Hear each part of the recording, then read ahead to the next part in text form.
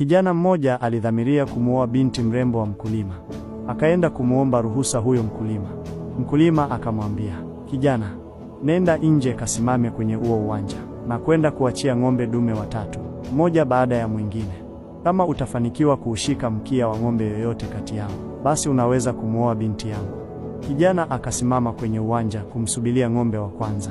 Mlango ukafunguliwa na ghafla akatoka ng'ombe mkubwa sana, mwenye mapembe yanayotisha, ambaye hakuwahi kumuona tangu azaliwe.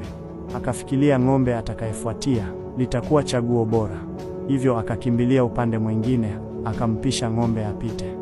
Mlango ukafunguliwa kwa mara ya pili. Hakuamini.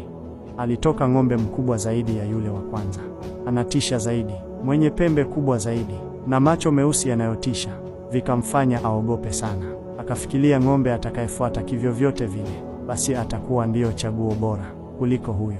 Hivyo akakimbia upande mwingine, akampisha ng'ombe apite. Mlango ukafunguliwa mara ya 3. Tabasamu likajitokeza usoni mwake. Huyu alikuwa ng'ombe mdogo sana, tena mdhaifu ambaye hakuwahi kumuonaga. Huyu sasa ndiyo alikuwa chaguo lake. Ng'ombe alivyoanza kuja kwa kumkimbilia alipo, akajipanga mwenyewe. Hapa naelekea kushoto na luka juu, kisha na ukamata mkia. Lakini kumbe ng'ombe alikuwa hana mkia. Fundisho: wakati mwingine kuna fursa nyingi hujitokeza kwenye maisha yetu.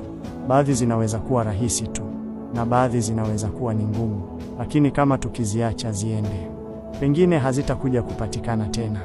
Kama haujanifollow, pengine usinione tena.